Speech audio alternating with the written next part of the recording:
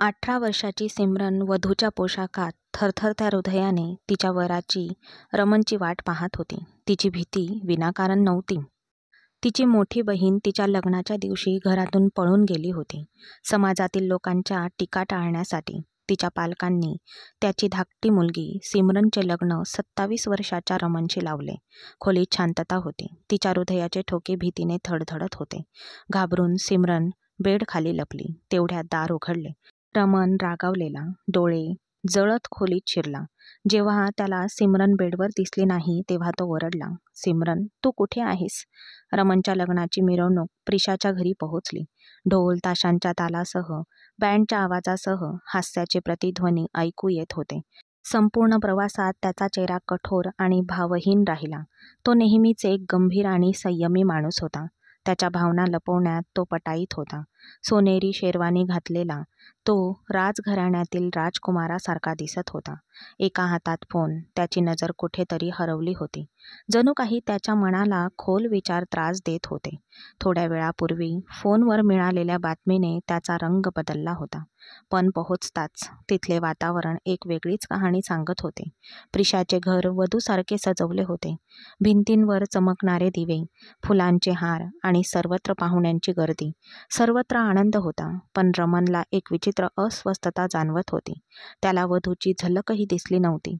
शिवाय स्वागत विचित्र करण्यात आले होते. सर्वांच्या चेहऱ्यावर चिंता होती. त्यांच्या डोळ्यात प्रश्न होते आणि हवेत एक अव्यक्त भीती होती. या सर्वांमुळे रमणचे हृदय वेगवान झाले. लग्नाला आलेले लोक हॉलमध्ये बसले होते, तर रमण स्टेजवर एकटाच बसला होता. लग्नात सहसा होणारा गोंधळ आणि आनंद पूर्णपणे नाहीसा झाला. तेवढ्यात एक महिला रमणची आई सुषमा जवळ आली आणि त्यांच्या कानात काहीतरी कुजबुजली. सुषमाने आश्चर्याने रमणकडे पाहिले. ती लगेच उठली, तिच्या मुलाकडे गेली, खाली वाकली आणि त्याच्या कानात कुजबुजली, "रमण, काहीतरी गडबड आहे. वधू प्रिशा कुणासोबत तरी पार्लरमधून पळून गेली आहे." सुषमाजींकडून हे ऐकून क्षणभर सगळं थांबलं. रमणच्या डोळ्यात अचानक रक्त आले. त्याने मान वर करून आईकडे पाहिले. त्याच्या डोळ्यात अविश्वास, राग आणि आश्चर्य भरून आले. ते एकत्र खाली उतरले. दुसऱ्या क्षणी तो अचानक उभा राहिला आणि ड्रेसिंग रूमकडे घाईघाईने गेला. तिथे वधूचे आई वडील, बहीण आणि भाऊ आधीच उपस्थित होते. त्याच्या पावलांचा आवाज ऐकून सर्वांचे हृदय धडधडत होते. नातेवाईक, कुटुंबातील सदस्य सर्वजण स्तब्ध झाले. कोणीही काहीही बोलण्याची हिंमत केली नाही. रमण दार ठोठावल्याशिवाय आत आला. आत प्रिशाची आई रडत होती आणि तिची धाकटी बहीण सिमरन डोके टेकवून शांत बसली होती. "हे सर्व काय आहे? तुमची मुलगी कुठे आहे?" रमणचा आवाज कठोर आणि थंड होता. प्रिशाची आई थरथरत्या आवाजाने म्हणाली, "बेटा, आम्हाला माफ कर. आम्हाला माहीत नव्हते की ती मूर्ख मुलगी आमच्याशी असे करेल. आम्हाला फक्त आमची इज्जत वाचवायची आहे." पाहुणे बाहेर बसले आहेत आणि आणि रमणची मुठ्ठी घट्ट झाली. "आणि आणखी काय?" मग सिमरनचे वडील पुढे आले. मान खाली घालून म्हणाले, आम्हाला आमच्या धाकट्या मुलीचे लग्न तुमच्यासोबत लावून द्यायचे आहे. हा आमच्या इज्जतीचा प्रश्न आहे. तुमचे नावही, लग्नाची मिरवणूक, पाहुणे हे सर्व काही धोक्यात आहे. फक्त हो म्हणा."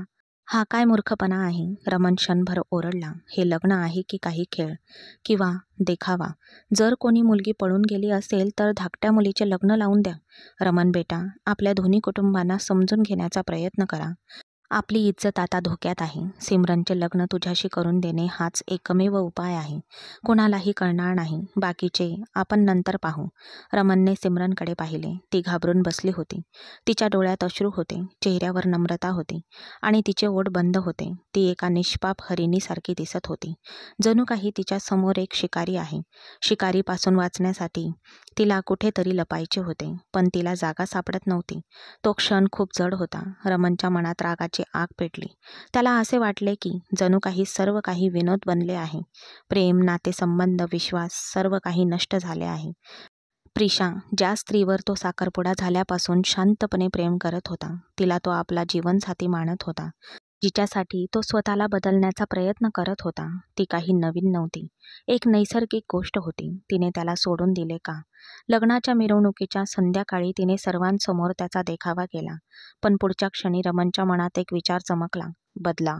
तो क्षण होता जेव्हा रमणने त्याच्या मनात एक निर्णय घेतला. जर प्रिशाने त्याचा अपमान केला असेल तर तो असा प्रहार करेल जो प्रिशा कधीही विसरणार नाही. त्याला त्याचा बदला घ्यायचा होता. तो निश्चितच प्रिशाच्या बहिणीला त्याच्या आयुष्यात समाविष्ट करेल आणि अशा प्रकारे की ती कधीही दुसऱ्या कोणाकडे पाहण्याची हिंमत करू शकणार नाही. तिच्यासाठी सर्व आनंद नष्ट होईल. प्रिशा सिमरनची खरी बहीण होती, म्हणून तिला तिच्या हृदयात तिचे दुःख नक्कीच जाणवेल. तिच्यामुळे तिच्या बहिणीचे आयुष्य उद्ध्वस्त झाले याबद्दल तिला तिच्या चुकीचा पश्चाताप होईल. तो एक प्रौढ पुरुष होता, पण त्याच्या अपमानाला झालेल्या या खोल आघाताने त्याची विचार करण्याची आणि समजून घेण्याची सर्व शक्ती हिरावून घेतली होती. त्याने एक दीर्घ श्वास घेतला, मग सर्वांकडे पाहिले आणि थंड आवाजात म्हणाला, "ठीक आहे, लग्नाची तयारी करा." वातावरणात शांतता होती. सगळेजण आश्चर्याने रमणकडे पाहू लागले, जणू काही चमत्कार झाला असेल. काहीच आशा नव्हती. हे शब्द ऐकून सिमरनचा चेहरा पूर्णपणे पांढरा झाला. ती या आशेने बसली होती की रमण तिच्याशी लग्न करण्यास नकार देईल, पण त्याने होकार देताच जणू काही सर्व काही संपले. तिचे अश्रू अनियंत्रितपणे वाहू लागले. सिमरनच्या आईने सिमरनच्या डोक्यावर लाल दुपट्टा घातला. ती आधीच तयार होती. बेबी पिंक कलर नेट फ्रॉकमध्ये ती एका नाजूक बाहुलीसारखी दिसत होती. पण आता असे वाटत होते की सगळं बदललं आहे. लग्नाच्या विधी सुरू झाल्या आणि थोड्याच वेळात लग्न पार पडले. लग्न पूर्ण होताच वातावरणात एक मोठी शांतता पसरली. तिथे हास्य नव्हते, अभिनंदन नव्हते, उत्साह नव्हता. फक्त एक जोरदार कुजबूज होती, जी क्षणभरासाठी दोन्ही कुटुंबाचा सन्मान वाचवत होती. देवाचे आभार, लग्न लागले, कोणीतरी हळुवारपणे म्हटले. सिमरनच्या लाल दुपट्ट्यामागे तिच्या थरथरत्या पापण्या, तिचे थरथरणारे ओठ आणि तिच्या डोळ्यात लपलेले अविश्वासाचे अश्रू याने त्या क्षणांचे सत्य उघड केले. ती एक वधू बनली होती, पण स्वप्ने नसलेली, तयारी नसलेली, इच्छा नसलेली वधू. ती कोणत्याही नात्याचा भाग नव्हती, तर समाजाच्या सन्मानावर ओझे होती. रमणला अजून स्वतःवर नियंत्रण ठेवता आले नव्हते, पण त्याच्या चेहऱ्यावर एक भयंकर शांतता होती आणि ती कठोरता स्पष्ट दिसत होती. त्याच्या मनात एक वादळ उठले होते, पण त्याचा चेहरा पूर्णपणे शांत होता.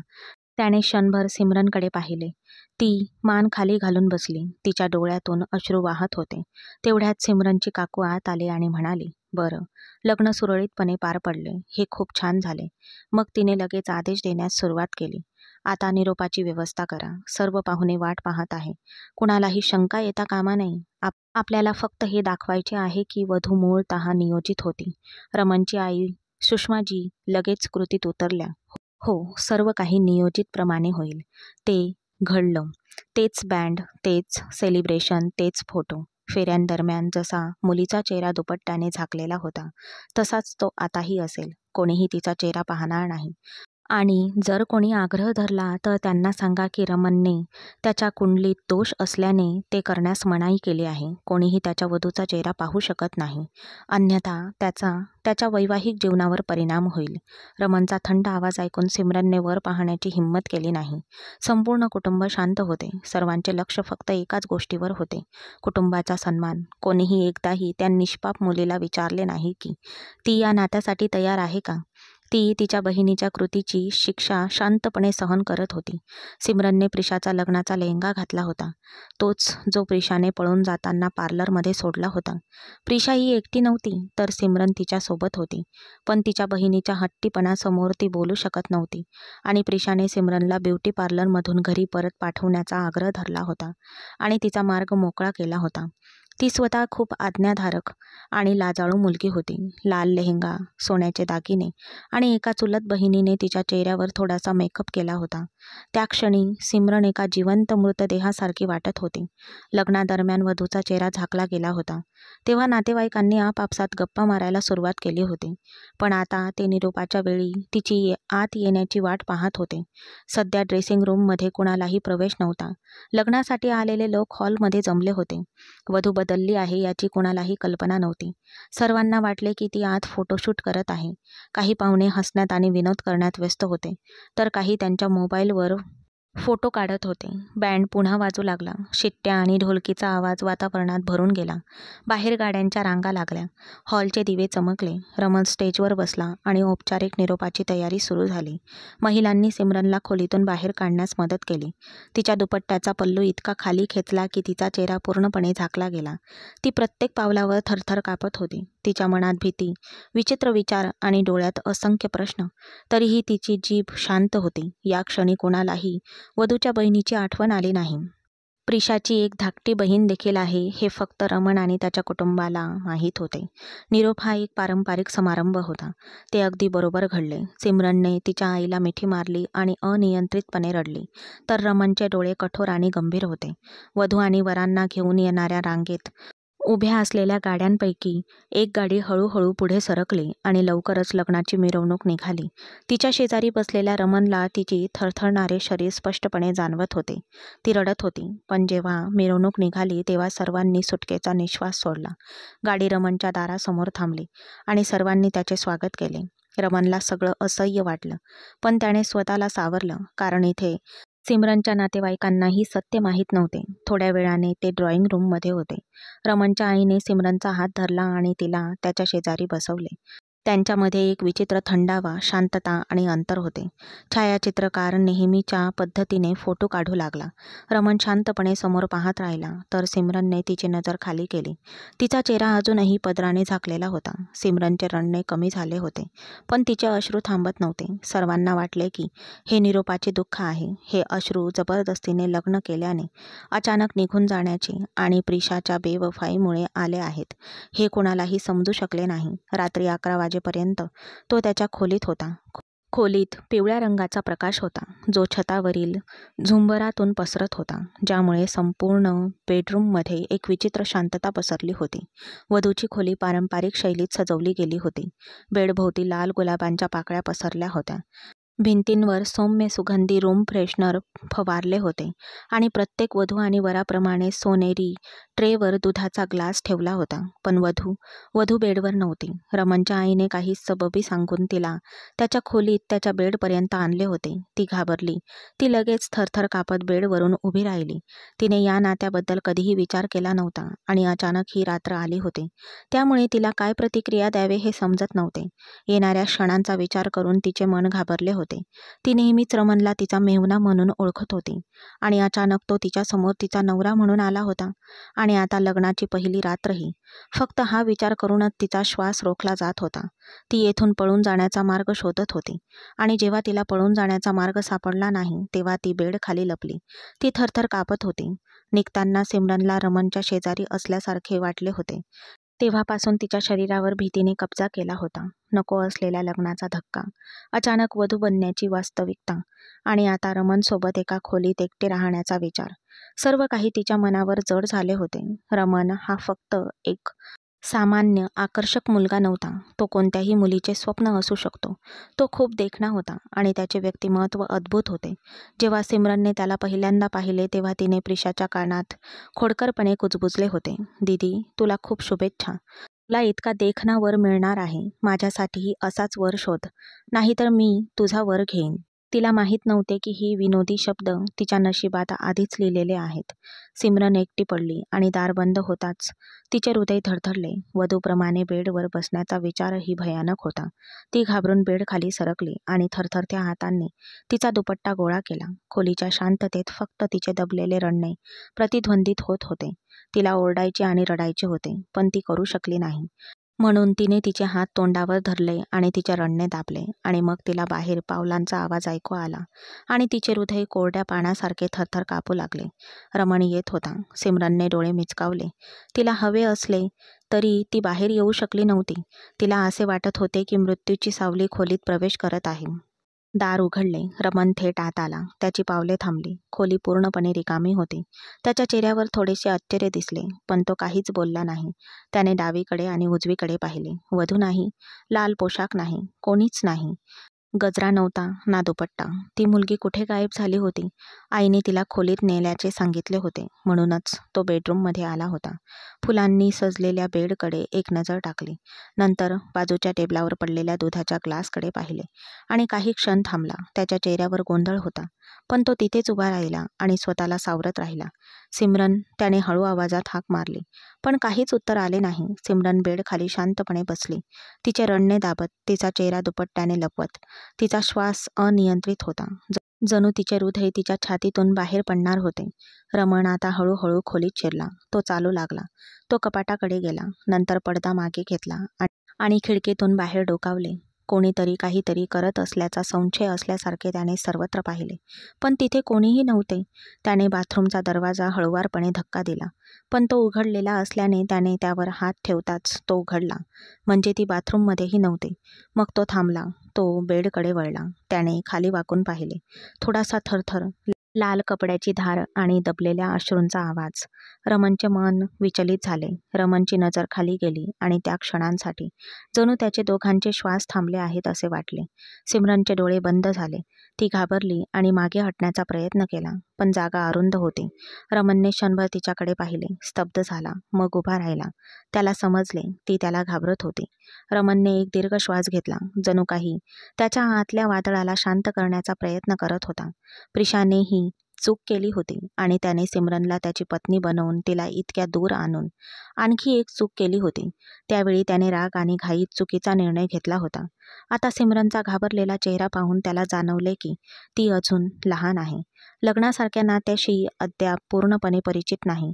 आणि मग जे काही घडले ते इतके अचानक होते की तिला भीती वाटणे स्वाभाविक होते. बाहेर ये, मी काहीही करणार नाही. आवाज थंड होता. सिमरन सतत थरथर कापत होती, पण ती अजून भीतीमुळे बेड खालून उठली नव्हती. रमणला थोडे विचित्र वाटले. त्याला वाटले की या मुलीचे हृदय भीतीने थांबेल की काय. सिमरनने उत्तर दिले नाही. तिने दुपट्टा तिच्या चेहऱ्याभोवती अधिक घट्ट गुंडाळला, जणू काही एखाद्या मुलाने अंधारात लपण्याचा प्रयत्न केला. रमणने एक दीर्घ श्वास घेतला. त्याला माहीत होते की सिमरन त्याची पत्नी आहे, पण हे नाते जबरदस्तीने बांधले गेले होते. त्यांच्यामध्ये अविश्वास आणि शांततेची भिंत होती. मी तुला हात लावणार नाही.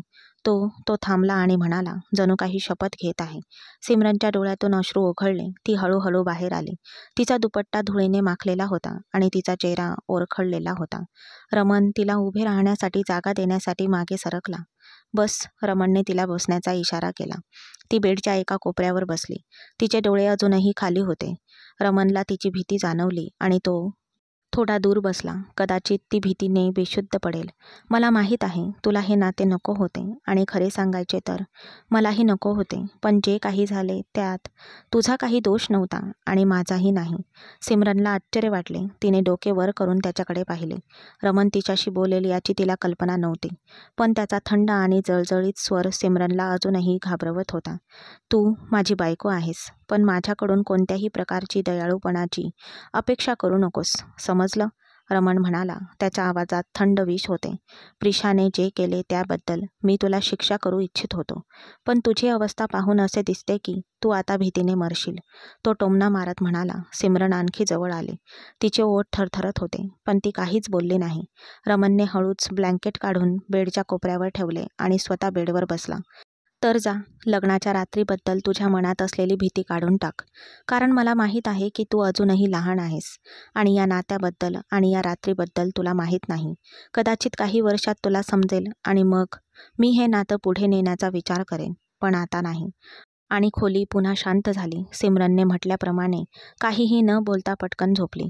जणू काही आता या क्षणी जीव निघून जात आहे असे वाटले. कोणतेही संभाषण नव्हते, कोणत्याही मागण्या नव्हत्या, कोणतेही प्रश्न नव्हते, फक्त शांतता. एका खोलीत दोन अनोळखी नात्याच्या बंधनात बांधलेले, पण एकमेकांपासून मैल दूर. सिमरन बेडच्या एका बाजूला बसली होती, पण ती तिथेच पडून होती, दुपट्टा गुंडाळून, जणू काही जगापासून लपण्याचा प्रयत्न करत होती. तिच्या डोळ्यात झोप नव्हती, फक्त थकवा होता. अश्रू सुकले होते. रमण बेडच्या दुसऱ्या बाजूला कुरवाळलेला पडलेला होता. दुसऱ्या दिवशी सकाळी खिडकीतून सूर्यप्रकाशाचा किरण आत आला. सिमरनने तिचे डोळे उघडले. पहिल्यांदाच एका अनोळखी खोलीत जागे झाल्याची भावना विचित्र होती. सर्व काही नवीन होते. प्रत्येक आवाज वेगळा होता. ती हळूहळू उठली आणि खोलीचे निरीक्षण केले. रमण निघून गेला होता. तो कदाचित सकाळीच निघून गेला असेल. खोलीच्या एका कोपऱ्यात एक पांढरा कापड पडला होता. त्याच्यासोबत एक चिठ्ठी होती. आज रिसेप्शन आहे, हे घाल. खाली सगळे वाट पाहत असतील. हस्ताक्षर साधे होते, पण स्वर मृदू होता. तो खरोखरच तिचे विचार केल्याप्रमाणे कठोर नव्हता का? रिसेप्शन दुपारी होणार होता. समारंभ घराच्या लॉनवरच झाला होता. फक्त काही जवळच्या नातेवाईकांनाच माहीत होते की वधू बदलली आहे, परंतु सर्वजण शांत होते. आदराच्या भिंती कोसळू नयेत म्हणून प्रयत्न करत होते. पांढरे भरत काम केलेले कपडे घातलेली, गुलाबी चेहरा, साधा मेकअप आणि डोळ्यात थोडीशी लाली असलेली सिमरन हॉलमध्ये आली आणि तिचे वधू म्हणून स्वागत करण्यात आले. नाश्त्यानंतर लगेचच तिला तयार करायला एक ब्युटिशियन आली. रमण तिथे पांढऱ्या शेरवानीमध्ये होता. त्याच्या डोळ्यात एक विचित्र थंडपणा होता. चेहऱ्यावर हास्य होते, पण त्याच्या हृदयात सुडाची आग पेटली होती. सिमरन त्याच्या शेजारी येऊन बसली तेव्हा त्याने तिच्याकडे न कळत पाहिले. सिमरनने हळूच तिच्या पापण्या खाली केल्या. रिसेप्शन पूर्णपणे औपचारिक होते. अभिनंदनाची देवाणघेवाण झाली आणि सर्वजण निघून गेले. रमणचे वर्तन अत्यंत थंड होते. प्रेमाची झलक नव्हती, आनंदाचे दृश्य नव्हते. फक्त सामाजिक चौकटीतील एक विचित्र, वास्तविक कथेशी काहीही संबंध नव्हता. दुसऱ्या दिवशी सकाळी तो तयार होऊन खोलीतून बाहेर पडला तेव्हा सिमरन अजूनही नाश्ता तयार करण्यात व्यस्त होती. सासरच्या घरी तिचा पहिलाच दिवस होता आणि ती शक्य तितक्या सर्व प्रकारे स्वतःला सिद्ध करू इच्छित होती. रमणच्या आईने तिला आदल्या रात्री आश्वासन दिले होते की ती उद्यापासून सर्वांचा नाश्ता बनवेन. मी ऑफिसला जात आहे, तुला काही हवे असेल तर मोलकरणीला सांग. तो एकही शब्द न बोलता निघून गेला. सिमरनने फक्त त्याच्या मागे दार वाजण्याचा आवाज ऐकला. तिला नेहमीच स्वप्न पडले होते की तिचा नवरा तिच्याशी प्रेमाने वागेन, ते आनंदी जीवन जगतील. पण तिच्या बहिणीची एक चूक, त्यामुळे सगळं उद्ध्वस्त झालं होतं. तरीही ती कृतज्ञ नव्हती. निदान तो क्रूर नव्हता. सिमरनला वाटत होते की तो पहिल्या रात्री सिमरनवर त्याचा सगळा राग काढेल, तिच्या नाजूक अस्तित्वाला फाडून टाकेल. पण रमणने असं काहीही केलं नव्हतं. त्याने तिला स्पर्श केला नव्हता, धमकी दिली नव्हती किंवा तिच्यावर ओरडला नव्हता. तो फक्त एक शांत, थकलेला माणूस होता, जो कदाचित स्वतःला या जबरदस्तीच्या नात्यात ओढून आणत होता. लग्नासाठी आलेले पाहुणे आधीच निघून गेले होते आणि आता काही जवळचे नातेवाईकही त्यांच्या घरी परतले होते. म्हणून आता रमणचे आयुष्य सामान्य झाले. सकाळी नाश्ता, दिवसभर ऑफिस, संध्याकाळी शांतता आणि रात्री एका कोपऱ्यावर झोपणे. तो गेल्यानंतर दररोज सिमरन घरकामात व्यस्त असायची. तिची सासू कधी तिच्याशी बोलत असे, कधी शांतपणे तिचे निरीक्षण करत असे. रमणच्या आईलाही माहीत होते की ती मुलगी निर्दोष होती, परिस्थितीची बळी होती, पण तरीही तिच्या मनात तिच्याबद्दल कोणताही ममत्व नव्हता. ती तिला तिच्या बहिणीसारखी फालतू मानत असे. तिला स्वतःच्या मनातील राग कमी करण्यासाठी प्रिशावरून राग सिमरनवर काढायचा होता, म्हणून ती तिला दिवसभर व्यस्त ठेवत असे. सिमरन आता रमणच्या आयुष्यात एकमेव व्यक्ती होती जी सावलीसारखी उपस्थित होती. रमणला तिची उपस्थिती किंवा अनुपस्थिती काही फरक पडत नव्हता. ते एकाच बेडवर आपापल्या बाजूला झोपायचे, पण दोघांचेही हृदय एकमेकांसाठी धडधडत नव्हते. तो फाईल्स, प्रोजेक्ट्स आणि मीटिंग्समध्ये व्यस्त होता, तर सिमरन घरकामात व्यस्त होती. पण सिमरनने तिची जागा रिकामी न ठेवण्याचा निर्णय घेतला होता. ती स्वतःच्या ओळखीने रमणच्या हृदयाचे दार ठोठावेल, हळूहळू, शांतपणे, प्रेमाने. पण आता नाही, कारण सध्या तो तिच्याकडे पाहतही नव्हता. तिने लग्न करण्याचा निर्णय घेतला होता. लग्नानंतर तिने तिच्या आईकडून काही तिचे जुने कपडे आणले होते. ती तेच घालत असायची. तिच्या बहिणीच्या हुंड्यातून किंवा तिच्या बहिणीसाठी रमणने आणलेले काहीही वापरणे तिला स्वतःसाठी निषिद्ध वाटत होते. रमण रात्री परत आल्यावर सिमरन त्याला शांतपणे जेवण वाढायची. तो जेवत असे आणि काहीही न बोलता बेडवर झोपायचा. सिमरन तिचा ब्लँकेट घेऊन एका कोपऱ्यात झोपायची. हा नित्यक्रम अनेक दिवस चालू राहिला. कधी कधी रमण तिच्याकडे पाहत असताना त्याच्या मनात थोडीशी वेदना जाणवत असे. तक्रार न करता दररोज सर्व काही सहन करणारी ही मुलगी खरोखरच दोषी आहे का? ती या शिक्षेला पात्र आहे का? त्याला ही शिक्षा मिळण्याचा अधिकार आहे का? त्या रात्री जेव्हा तो ऑफिसमधून परतला तेव्हा सिमरन झोपली होती, सोफ्यावर पडली होती. विचारात हरवल्यासारखी छताकडे पाहत होती. तिच्या चेहऱ्यावर थकवा आणि डोळ्याखाली हलक्या सावल्या. रमण काही क्षण तिच्याकडे पाहत राहिला. त्याने उसासा टाकला, दार बंद केले आणि स्वतः बेडवर झोपला. त्याला कळले नाही की त्या दिवशी ती बेडवर का झोपली नाही. आणि जेव्हा रमण झोपायला बेडवर पडला तेव्हा त्याला अस्वस्थ वाटले. तो खूप दिवसांपासून तिच्यासोबत बेडवर झोपत होता. जरी ते एकमेकांच्या जवळ येत नव्हते, पण आता सिमरन सोफ्यावर झोपत असल्याने त्याचा बेड रिकामा वाटत होता. तो सिमरनला बेडवर झोपायला बोलवू इच्छित होता, पण त्याच्यात तेवढी हिंमत आली नाही. आज शनिवार होता. खूप दिवसांनी रमण कामावरून सुट्टी घेऊन घरीच होता आणि सकाळी उशिरा उठला होता. त्याचा चेहरा अजूनही झोपेत होता. सैल कपडे घालून तो हळूहळू पायऱ्या उतरून लाऊंजमध्ये गेला. तो नेहमीप्रमाणे शांत होता. स्वयंपाकघरातून एक मंद आवाज आला, भांड्यांचा आवाज, चुलीवर उकळणाऱ्या चहाचा आवाज आणि एक मंद आवाज. त्याची आई आणि सिमरन कदाचित स्वयंपाकघरात असतील असे वाटून रमन भिंतीजवळील सोफ्यावर बसला आणि वर्तमानपत्र वाचू लागला. त्याचे डोळे प्रत्येक ओळीवर फिरत होते, पण त्याचे मन दुसरीकडे कुठेतरी भटकत होते. तेवढ्यात स्वयंपाकघरातून एक कर्कश आवाज आला. कृपया तुझे काम नीट कर. सिमरन, तुला नीट गोल पोळी देखील बनवता येत नाही का? तो घाबरला. तो त्याच्या आईचा आवाज होता. ती कठोरपणे बोलत नव्हती, पण आज त्याला तिच्या स्वरातील तिरस्कार स्पष्टपणे जाणवत होता. तो उठला आणि हळूहळू स्वयंपाकघराकडे गेला. त्याने दारातून डोकावले. तिथे सिमरन वारंवार तिच्या साडीचा पल्लू डोक्यावर बसवण्याचा प्रयत्न करत होती आणि जमिनीवर पडलेले भाज्यांचे तुकडे उचलत होती. सुषमाजी खुर्चीवर बसल्या होत्या आणि दर 2 मिनिटांनी सिमरनला काही ना काही तरी बोलत होत्या. ती तिला त्याच कारणासाठी फटकारत होती. तुझ्या आईने तुला काहीच शिकवलं नाही का? की फक्त रडणं? सिमरनचा चेहरा लाल झाला. ती काहीच बोलली नाही. फक्त नजर खाली करून भांडी धुवू लागली. रमन क्षणभर तिथेच उभा राहिला. ही तीच सिमरन होती जी दररोज संध्याकाळी दारात उभी राहून त्याची वाट पाहत असायची. शांतपणे त्याला जेवण वाढायची आणि नंतर शांतपणे खोलीच्या एका कोपऱ्यात बसायची. ही तीच सिमरन होती जिला त्याने जबरदस्तीने नातेसंबंधात आणले होते आणि कधीच तिला हे देखील विचारले नाही की ती कशी आहे. पण काहीही असो, रमनला त्याच्या आईचा हा दृष्टिकोन अजिबात आवडला नाही. स्वयंपाकघरातून बाहेर पडताना त्याने मोलकरणीला हाक मारली. कजरी, बाईसाठी चहा बनव. रमनचा आवाज ऐकून सुषमा घाबरली. कजरी आली आणि सिमरनच्या हातातून कप हिसकावून घेण्याचा प्रयत्न करत होती, पण सिमरनने तिला थांबवण्याचा इशारा केला. मी त्यांना देते, त्या रागवतील. रमनने ते दृश्य थोड्याशा भेदक नजरेने पाहिले. निसंशयपणे ही त्याच्या आईची सूचना होती. मोलकरणीलाही सिमरनबद्दल आदर नाही हे पाहून रमनला थोडे विचित्र वाटले. दुपार उलटून गेली. सिमरन जेवण बनवण्यात व्यस्त होती. त्याची आई जवळच असलेल्या खुर्चीवर बसून मोठ्या आवाजात सूचना देत होती. कधी तिचा स्वर व्यंग्यात्मक, कधी कठोर, कधी तिरस्काराने भरलेला होता. जणू सिमरन सून नसून मोलकरीण आहे आणि ती निष्पापपणे शांतपणे काम करण्यात व्यस्त होती. रमनने घराभोवती एक नजर टाकली. संपूर्ण घर काचेसारखे चमकत होते. पूर्वी कधीही असे नव्हते. सुषमाजी इतके स्वच्छ कधीच करत नसायच्या. मोलकरणीनेही कधीच इतके नीटनेटके काम केले नव्हते. पण आता घर एक वेगळीच कहाणी सांगत होते. सिमरनने कधीही एकही दिवस शांततेत घालवला नव्हता. झाडू मारणे, भांडी घासणे, स्वयंपाक करणे, कपडे धुणे, तिच्या सासूचा राग सहन करणे, पाहुण्यांची सेवा करणे आणि तिच्या नवऱ्याचे मौन, ती हे सर्व सहन करत होती. एकाही शब्दाची तक्रार न करता. त्याने तिच्याकडे खोलवर पाहिले. घर स्वच्छ आणि आरशासारखे चमकत होते, पण तिची मऊ त्वचा आता फिकट होऊ लागली होती. पूर्वी आरशासारखे चमकणारे आणि गुलाबी रंग असलेले गाल आता थोडे कोमे जायला लागले होते. चमकणारे डोळे मंदावू लागले होते. ओठ सुकले होते. चेहऱ्यावरील तेज खूप कमी झाले होते. रमनला त्याच्या मनात एक वेदना जाणवत होती.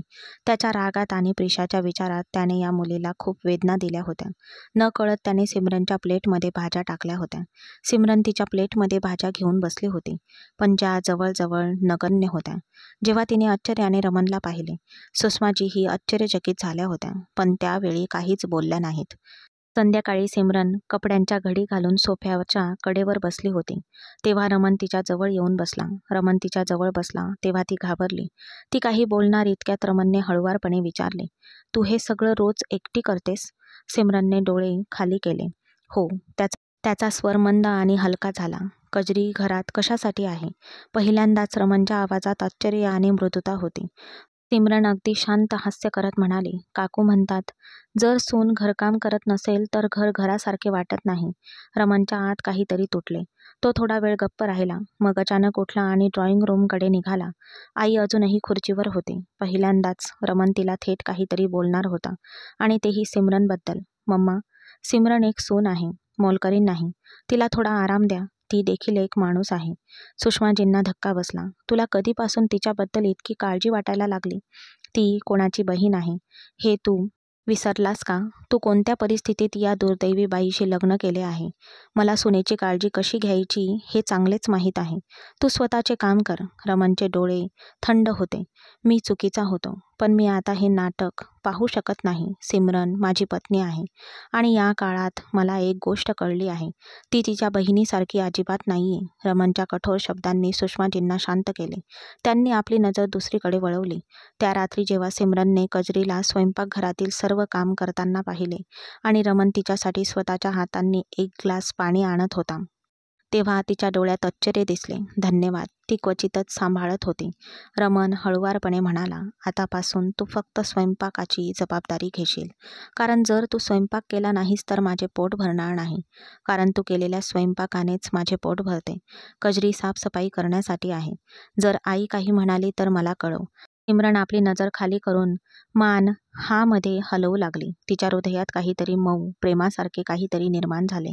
कदाचित या घरात पहिल्यांदाच तिला माणसाचा दर्जा देण्यात आला असेल. रमणच्या डोळ्यात एक प्रकाश होता, ज्यामुळे सिमरनला खात्री पटली की ती एकटी नाहीये. सकाळ झाली होती. मोठ्या खिडक्यांमधून सूर्यप्रकाश घरात येत होता. सिमरनने डोळे उघडले तेव्हा तिला बेड रिकामा दिसला. ती क्षणभर घाबरली. नंतर तिला आठवले की आज सोमवार होता आणि रमण ऑफिसला निघून गेला असावा. ती पटकन उठून बसली. त्या एकाच व्यक्तीचा सुगंध सर्वत्र पसरला होता. सिमरनने क्षणभर ते क्षण अनुभवले. मग ती डोके हलवत बेडवरून उठली. दाराबाहेर पडताच वातावरण पूर्णपणे बदलले. सिमरन, नाश्त्याचे काय झाले? पाहुणे येत आहेत, लवकर कर आणि हातपाय चालव. सुषमाजींच्या कडक आवाजाने सकाळची सौम्यता भंगली. सिमरनने पटकन तिच्या डोक्यावरील साडीचा पल्लू समायोजित केला आणि स्वयंपाकघराकडे धावली. तिच्या पतीचा दृष्टिकोन मऊ झाला होता, पण तिच्या सासूचा नाही. चहा, समोसे, केक, फळे, शरबत, पाहुण्यांसाठी बिस्किटे, मिठाई, सगळं सिमरनची एकटीची जबाबदारी बनली. आज कजरी रजेवर होती आणि सुषमाजींचा मूड थोडा जास्तच राजेशाही होता.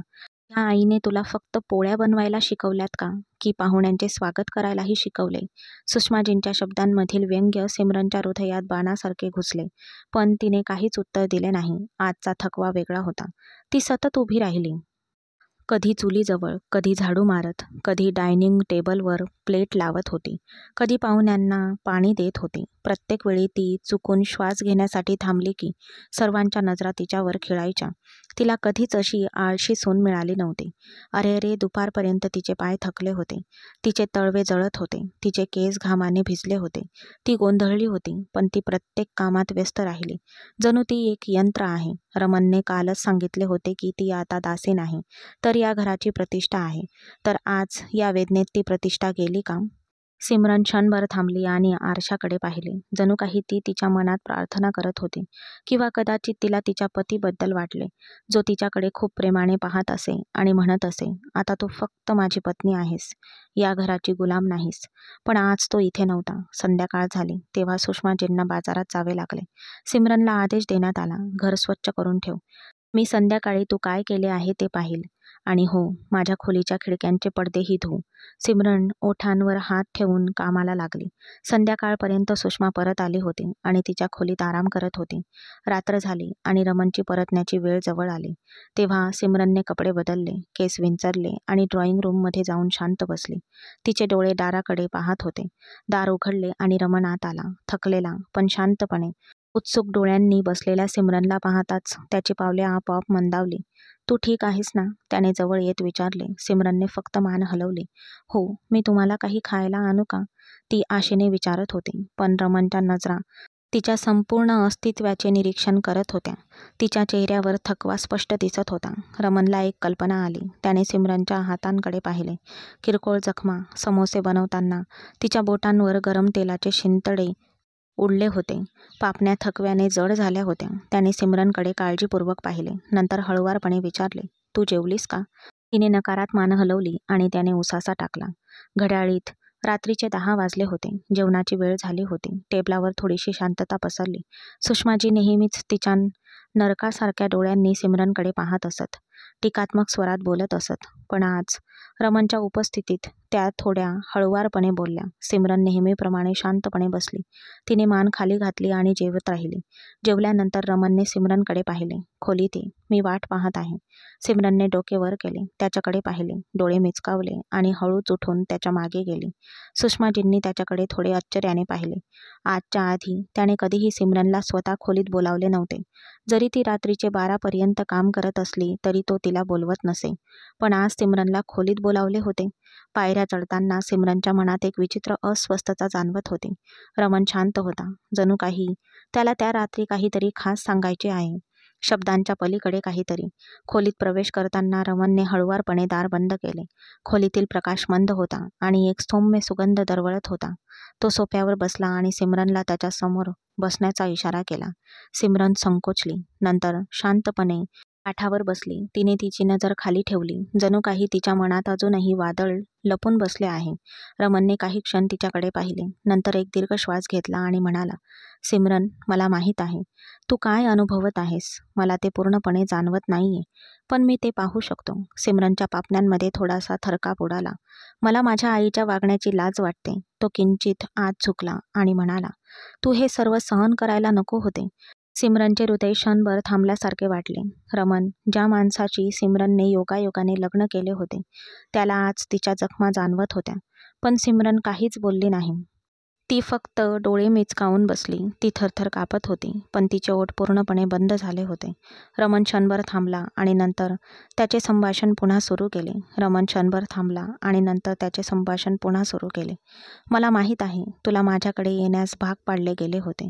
अशी जागा जिथे तुझी बहीण असायला हवी होती. पण जे काही झाले ते तुझी चूक नव्हती. सिमरनच्या पापण्यांवर ओलावा चमकला. तिला माहीत होते की ते खरे आहे, पण हे सत्य तिच्या अस्तित्वावर दररोज चाबुकासारखे आदळत होते. रमणने हळुवारपणे हात पुढे केला, पण सिमरन मागे सरकली आणि तिची नजर खाली केली. रमणचे हृदय क्षणभर तुटले. त्याला आज रात्री सिमरनला त्याच्यातील नात्याचा अधिकार द्यायचा होता, पण त्याने जबरदस्ती केली नाही. तो फक्त थोडा जास्त झुकला आणि हळुवारपणे म्हणाला, सिमरन, आजपासून तू या घरात फक्त मोलकरीण नाहीस. तू माझी पत्नी आहेस. तुला हवी असलेली जागा मिळाली पाहिजे. मी वचन देतो की मी तुला कधीही एकटे पडू देणार नाही आणि कधीच एकटे वाटूही देणार नाही. सिमरनचे मन आनंदाने भरून गेले. रमण हळूहळू उठला आणि बेडकडे गेला. मग सिमरनकडे वळून तो हळूच म्हणाला, आराम कर, मीही थकलो आहे. पण जर तुला बोलायचे असेल तर कधीही स्वतःला एकटे वाटून देऊ नकोस. सिमरनने फक्त मान हलवली आणि हळूहळू उठून बेडच्या कडेला बसली. खोलीच्या शांततेत एक अव्यक्त कोमलता होती. एक मंद प्रकाश जो जखमा बऱ्या करत होता, परंतु त्याच्या पसरलेल्या हाताच्या उबदारपणात आरामाची भावना देत होता. त्यांच्यात एक अंतर होते, जे फक्त काळाच्या पावसानेच वितळू शकत होते. सिमरनच्या डोळ्यात झोप नव्हती, पण रमणचा आवाज, त्याचे शब्द आणि त्याची वृत्ती तिच्या हृदयात हळूहळू विश्वासाची भावना निर्माण करत होते. सकाळ झाली होती आणि आकाश हलके ढगाळ होते. सिमरन नेहमीच लवकर उठून शांतपणे कामाला लागायची. रमण 3 दिवसांसाठी अधिकृत सहलीसाठी शहराबाहेर गेला होता. आज तिला सर्व काही एकटीलाच सांभाळावे लागणार होते. तिच्या सासूबाईंचा राग, पाहुण्यांचे आदरातिथ्य आणि तिच्या आईच्या आठवणी, हे सर्व तिच्या हृदयाला भिडत होते. पाऊस पडावा तसा तो कोसळत होता. ती स्वयंपाकघरात काम करत असताना तिला तिचा फोन वाजल्याचे ऐकू आले. तिने हात पुसले आणि मोबाईल उचलला. दुसऱ्या टोकावरून एक परिचित आवाज आला. तिच्या मावशीची मुलगी, सिमरन, मी ऐकले की तुझी बहीण परत आली आहे. सिमरनला काही क्षणांसाठी थांबल्यासारखे वाटले. काय काय म्हणतेस? हो, तुला माहीत नाही का? ती काल रात्री परत आली. काकांनी तिला माफ केले आणि ती आता तिथेच राहते. सिमरनचा फोन जवळजवळ तिच्या हातातून निसटला. तिचे हृदय धडधडणे बंद झाले होते. तीच बहीण प्रिशा, जी पळून गेली म्हणून सिमरन शिक्षा भोगत होती. ती बहीण आता परत आली होती आणि तिच्या पालकांनी तिला स्वीकारले. क्षणभर सिमरनच्या डोळ्यात अश्रू चमकले. पण त्या क्षणी सुषमाचा तीक्ष्ण आवाज तिच्या कानात घुमला. अरे, तू गुपचूप कोणाशी बोलत आहेस? सिमरनने पटकन फोन बंद केला आणि तिच्या डोक्यावरचा पदर जुळवत बाहेर आले. पण तिला खूप उशीर झाला होता. सुषमाजींना तिच्या डोळ्यातील ओलावा, तिच्या चेहऱ्यावरील काळजी आणि मोबाईल फोन जाणवत होता. तिने लगेच तिच्या हातातून फोन काढला आणि तोच नंबर डायल केला. मग ती दुसऱ्या बाजूने बोलणारी व्यक्ती पटकन सगळी कहाणी सांगू लागली. आता मला समजले, बहीण परत आली आहे ना, आणि तू इथे साधेपणाचा आव आणून राज्य करत आहेस. सिमरन काहीतरी बोलणार इतक्यात सुषमाजींनी दार बंद केले. तिचे डोळे रक्ताळले होते. आज आज रमण नाहीये ना, आता मी तुला तुझी जागा दाखवते. सिमरनचे हृदय धडधडले. तिने पुढे येण्याचा प्रयत्न केला, पण सुषमाजींनी तिला जोरात ढकलले.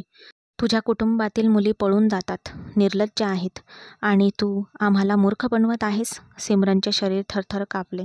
ती जमिनीवर पडली आणि दोन्ही हातांनी तिची पाठ धरली. मी काहीही केले नाही, मला मारू नका, ती रडत होती. पण सुषमाजींचे कान बंद होते. तुझ्या आईने आमचा विश्वासघात केला. तुझ्या बहिणीने आमच्या कुटुंबातील इज्जत खराब केली आणि तू इथे राणी बनून बसली आहेस. तिने बाजूच्या टेबलावर ठेवलेले संगमरवरी फुलदाणी उचलली आणि यावेळी ती तिच्या पायावर पडली. सिमरन ओरडली नाही, तिने फक्त डोळे मिटले. सुषमाजींना दम लागला होता. थकल्या असूनही त्या ओरडत राहिल्या. टोमण्यांची एक लाट आणि प्रत्येक हल्ला सिमरनच्या अस्तित्वात विषासारखा शिरला होता. मी रमनला सांगेन की तूही त्याच रक्ताची आहेस. एके दिवशी तूही पळून जाशील. सिमरन आता एका कोपऱ्यात शांतपणे बसली होती. तिच्या डोळ्यातून अश्रू शांतपणे वाहत होते. तिने स्वतःला सावरले, एखाद्या तुटलेल्या बाहुलीसारखे. थोड्या वेळाने खोलीत शांतता पसरली. सुषमा श्वास घेत निघून गेली आणि सिमरन तिथेच पडून राहिली. तो क्षण तिच्यासाठी फक्त शारीरिक वेदनांचा नव्हता, तर आतील तिच्या हृदयावर झालेल्या जखमांचा होता. तिला असे वाटले की तिने न केलेल्या एखाद्या गोष्टीची शिक्षा दिली जात आहे. खोलीच्या दाराची कडी हळूवार हलली. कदाचित ती मोलकरी नसेल, पण सिमरनने मागे वळून पाहिले नाही. ती फक्त जमिनीवर शांत बसली होती. जखमा, टोमणे मारल्यामुळे झालेल्या जखमा आणि आतल्या विश्वासाचा तुटवडा. कोणीतरी तिच्या जवळ बसले होते, पण तिने अजूनही डोळे उघडले नाहीत. कुणाच्या तरी बोटांचा स्पर्श तिला तिच्या जखमांवर जाणवत होता. तिने लगेच डोळे उघडले. 3 दिवसांच्या अधिकृत दौऱ्याआधीच तो परतत होता, पण त्याच्या हृदयात शांती नव्हती. गाडी पोर्चमध्ये थांबली. ड्रायव्हरने दरवाजा उघडला, पण दरवाजा उघडताच रमन पटकन आत गेला. त्याला काहीतरी चूक झाल्यासारखे वाटले. आत जाताच एक आवाज, एक उसासा, एक मंदावणारा रडगाणे त्याच्या कानात घुमले. ही तुमची स्थिती आहे. तुमच्यासारखे लोक कधीही आदरास पात्र नसतात. हा आवाज सुषमाजींचा होता, पण कटुता आणि क्रूरतेने भरलेला. रमनचे हृदय धडधडले. त्याने आपली पावले जलद केली आणि तो लाऊंज ओलांडून ड्रॉइंग रूम जवळ येताच त्याची नजर जमिनीवर पडलेल्या एका थरथरत्या रडणाऱ्या मुलीवर पडली. सिमरन. तो मोठ्या डोळ्यांनी तिच्याकडे पाहत राहिला. सिमरन जमिनीवर पडलेली होती. तिचा दुपट्टा एका बाजूला पडला होता. तिच्या हातावर निळे डाग होते. फिकट चेहरा होता आणि तिच्या डोळ्यातून अश्रू वाहत होते. जणू तिचे संपूर्ण अस्तित्व रडत होते. सुषमाजी स्वयंपाकघराच्या दाराशी उभ्या राहिल्या आणि मोठ्याने ओरडत होत्या. अन्न जळून गेले आहे. संपूर्ण रस्सा कडू झाला आहे आणि ही मुलगी डोळे मिटून जमिनीवर बसली आहे. रमन काही क्षण गप्प राहिला. मग तो पटकन सिमरनकडे वळला. त्याने तिच्या केसांमध्ये हात घातला, तिच्या कपाळावर ठेवला. तिचे कपाळ जळत होते. सिमरन, डोळे उघड. तुला काय झाले सिमरन? तू तिच्यासोबत काय केलेस? रमन जोरात रडत होता. सिमरनने तिच्या कमकुवत पापण्या उघडल्या आणि त्याच्याकडे पाहिले. जणू तिला विश्वासच बसत नव्हता की रमन खरोखर तिच्या समोर आहे. तिचे ओठ हलले, पण आवाज निघाला नाही.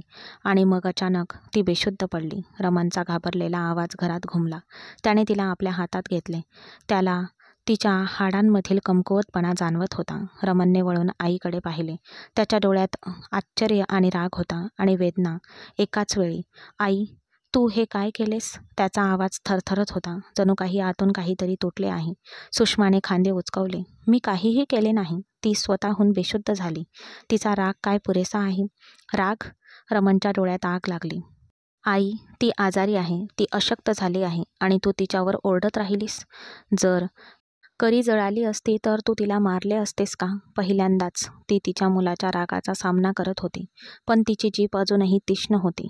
आता तू तिच्याशी बांधला आहेस. तीच मुलगी जी दुसऱ्या कुणाच्या जागी तुझ्या घरी आली होती.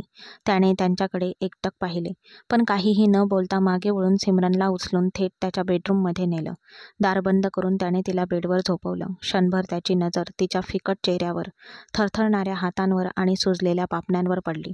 सिमरन, डोळे उघड यार. तू बोलू शकत नाहीस? तू सगळं शांतपणे का सहन करतेस? त्याने लगेच औषधाचा डबा बाहेर काढला. तापाचा सिरप आणला. थंड पाण्यात कापड बुडवलं आणि तिच्या कपाळावर ठेवलं. तो तिच्या कपाळाला प्रेमाने हात लावू लागला. काश मी वेळेवर आलो असतो. त्याच्या ओठातून अनिच्छिकपणे बाहेर आले. सिमरन बेशुद्ध झाली, पण तिच्या हृदयात कुठेतरी तिला रमनची उपस्थिती जाणवली.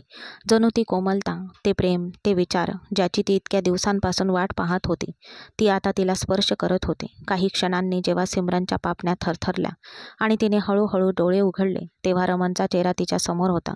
तुला काहीही होणार नाही. मी इथे आहे सिमरन. सिमरनच्या डोळ्यातून अश्रू ओघळले. ती काहीच बोलली नाही. ती फक्त त्याच्याकडे रिकाम्या नजरेने पाहत राहिली. रमनने तिचा हात हातात घेतला. मी तुला वचन देतो, पुन्हा कधीही कोणीही तुला हात लावणार नाही. मी सर्व काही सांभाळेन. सिमरनने डोळे मिटले. आता तिला भीती वाटत नव्हती. तिला आता वेदना होत नव्हत्यात. ती फक्त थकली होती आणि रमन पहिल्यांदाच तिचा फक्त नवरा नव्हता, तर एक संरक्षक बनला होता. सिमरनला ताप होता, पण सकाळपासून तिने घरातील सर्व कामे केली होती. रमनने त्याच्या आईला हळुवारपणे समजावून सांगितले होते, पण सुषमा नेहमीप्रमाणे उपहासाने हसली. तर आता तुला या दुर्दैवी मुलीची दया येऊ लागली आहे का? लक्षात ठेव रमन, हेच तुझ्या नशिबात जबरदस्तीने लिहिले होते. आणि हो, तू जिच्यावर प्रेम करत होतास ती परत आली आहे. रमनने त्याच्या आईकडे थोड्याशा नाराजीने पाहिले. काय? तुम्हाला काय म्हणायचे आहे?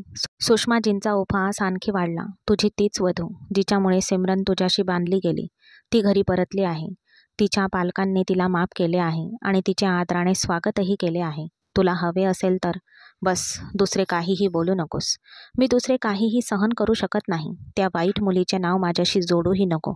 खोलीच्या भिंतींवर रमनचा आवाज घुमला. सिमरन माझी पत्नी आहे, माझा सन्मान आहे आणि माझ्या आयुष्यातून पळून गेलेली मुलगी. माझ्या हृदयात आता तिच्यासाठी जागा नाही. सुषमाजी शांतपणे डोळे मोठे केले. वेळ वाया न घालवता रमन सिमरनला घेऊन गेला. आतून एक आवाज आला, शांत. तिच्या चेहऱ्यावर थकवा होता आणि डोळ्यात अनेक अव्यक्त प्रश्न होते. चल सिमरन.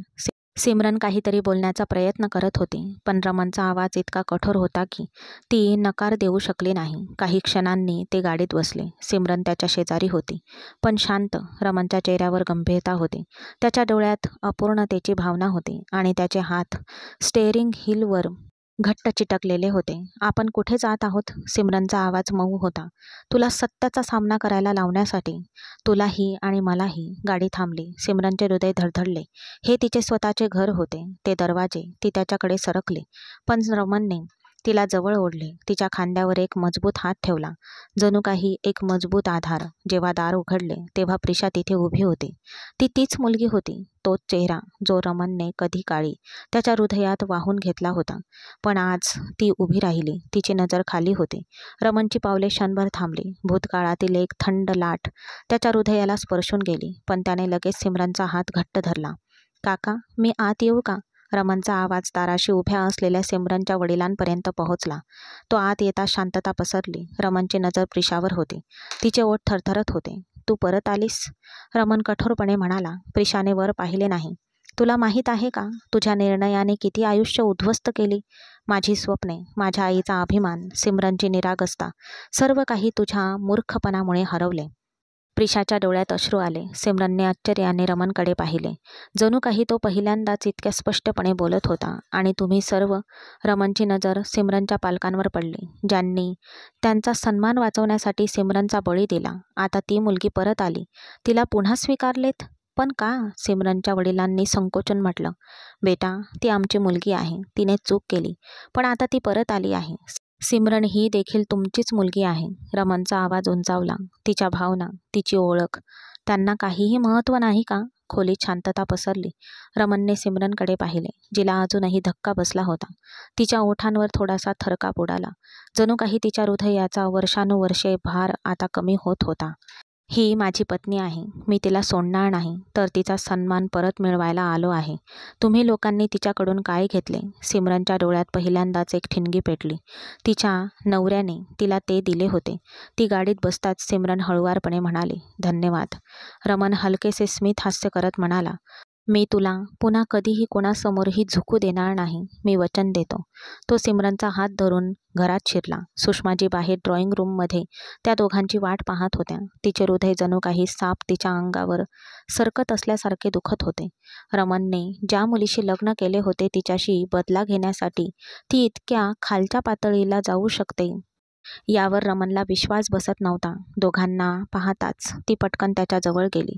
तर रमनने हात वर करून तिला तिथेच थांबवले. बस मम्मा, मी तुम्हाला खूप संधी दिल्या, पण तुम्ही प्रत्येक संधी गमावली आणि आता माझा अंतिम निर्णय ऐकण्यासाठी तयार राहा. उद्या सिमरन आणि मी हे घर सोडत आहोत. मी तुमच्याशी आमचे नाते संपवत नाही, कारण तू माझी आई आहेस.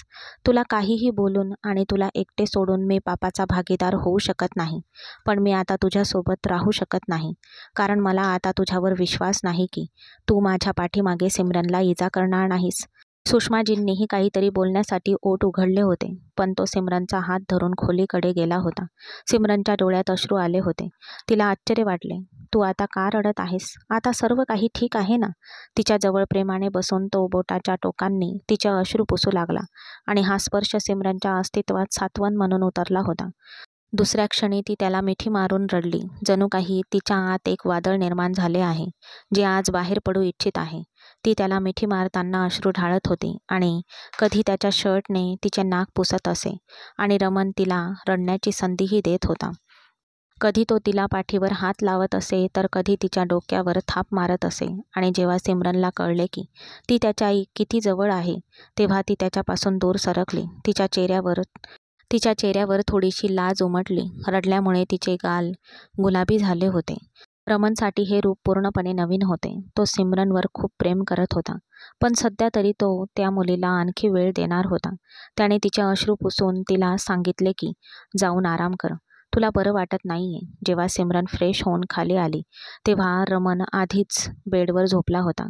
तीही त्याच्या बाजूला झोपली होती, पण तिचे कान रमणकडे होते, जो एका बाजूला कूस बदलून झोपला होता. काही अव्यक्त भावना खूप तीव्रतेने भडकत होत्या. दोन्ही बाजूंनी आग सारखीच जळत होती. एकमेकांच्या जवळ असल्याने दोघांच्याही भावना भडकू लागल्या आणि सिमरनला माहीत होते की जोपर्यंत ती तिच्या बाजूने नात्याला होकार देत नाहीत, तोपर्यंत रमण तिच्याकडे एक पाऊलही टाकणार नाही. ती तिच्याकडे पाहून हलकेच हसली आणि आता तिला रमणवर खूप प्रेमाचा वर्षाव करावासा वाटत होता. त्याला तिची खूप काळजी वाटत होती.